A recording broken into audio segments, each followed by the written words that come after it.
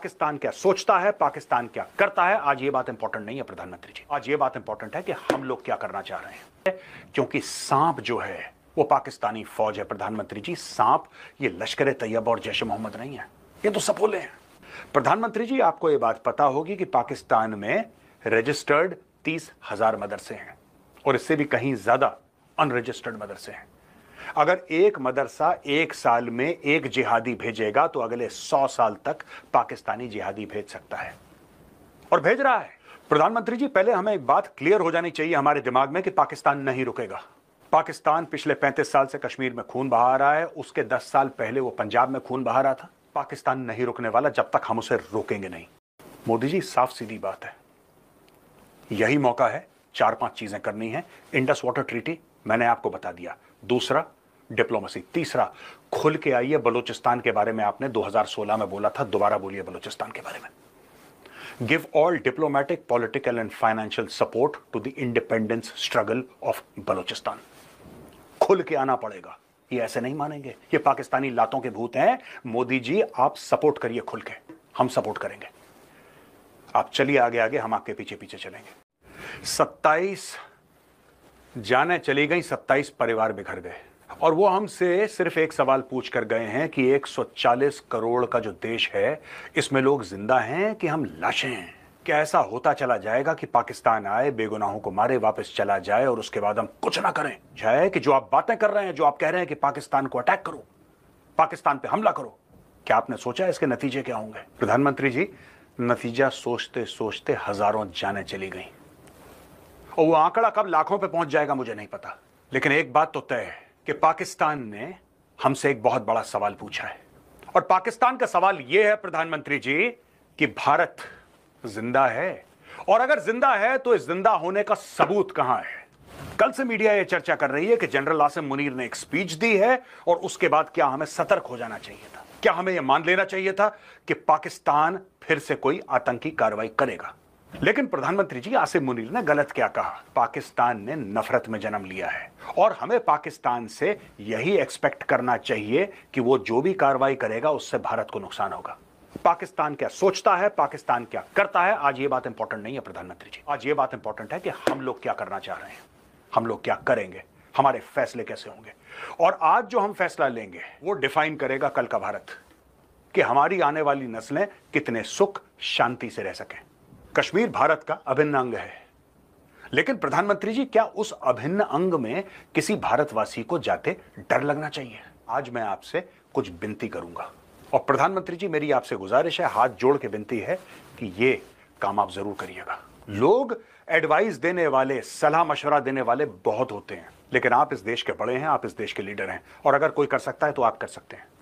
प्रधानमंत्री जी, जब बालाकोट की कार्रवाई हुई, जब सर्जिकल स्ट्राइक हुई, तो उस वक्त हमने आतंकियों को टारगेट करा।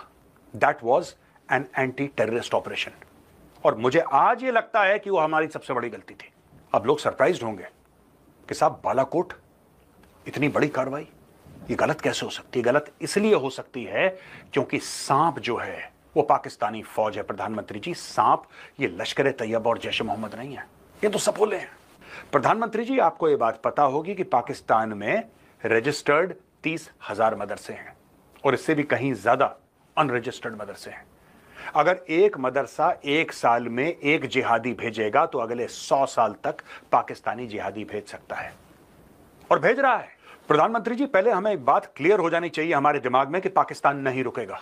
पाकिस्तान पिछले 35 साल से कश्मीर में खून बहा रहा है, उसके 10 साल पहले वो पंजाब में खून बहा रहा था। पाकिस्तान नहीं रुकने वाला जब तक हम उसे रोकेंगे नहीं। सबसे पहले प्रधानमंत्री जी, मैं आपसे गुजारिश करूंगा, मेरी रिक्वेस्ट है आपसे, walk out of the Indus water treaty. प्यासा मरने दीजिए इनको, walk out of the Indus water treaty. देख लेंगे क्या होगा, केस चलेगा ना सर, केस ही तो चलेगा, चलने दीजिए केस, देख लेंगे। रूस के ऊपर केस चल रहा है 3 साल से, किसी ने क्या बिगाड़ लिया रूस का?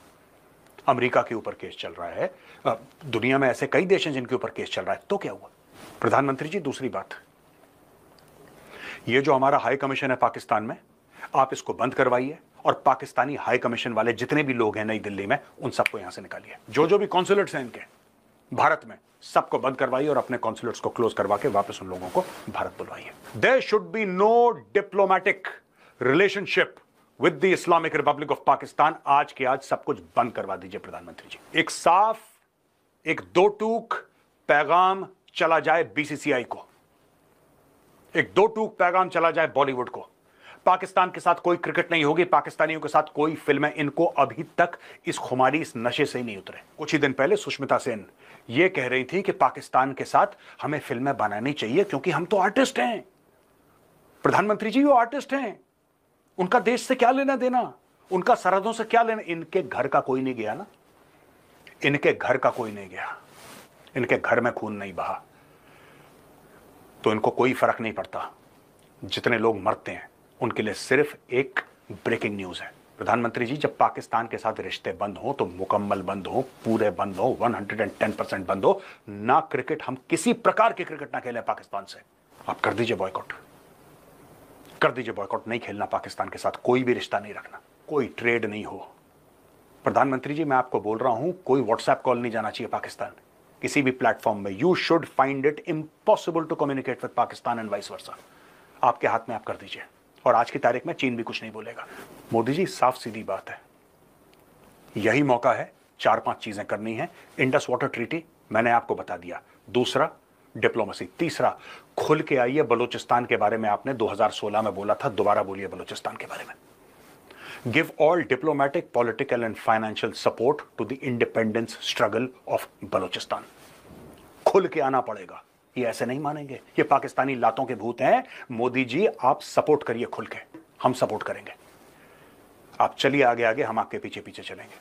मोदी जी जो भारत ने सीज फायर अग्री करा था along the line of control, वो हमारी बहुत बड़ी गलती थी।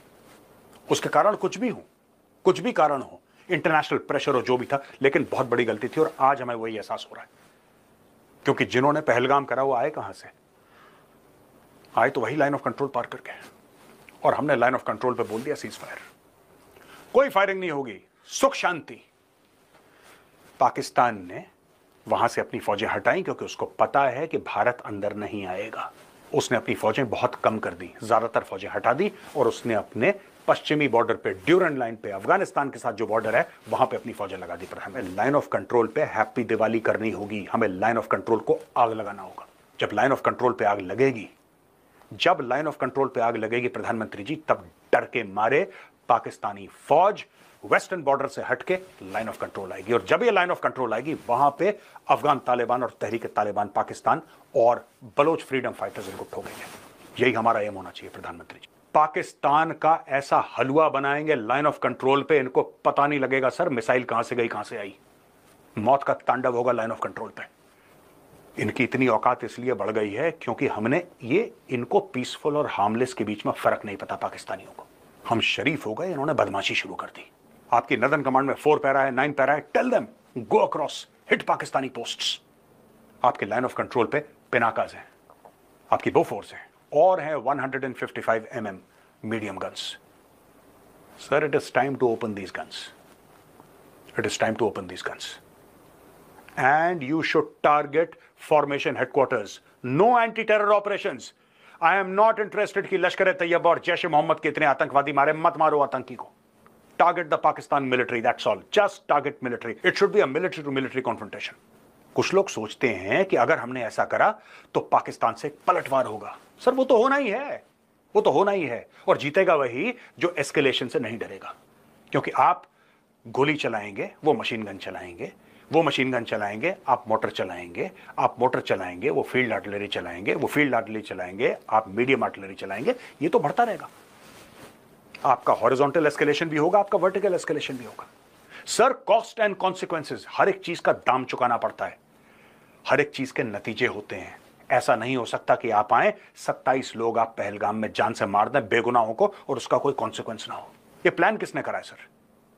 मैं आपको छोटा सा एक उदाहरण देता हूं, आपको मेरी बात समझ में आ जाएगी।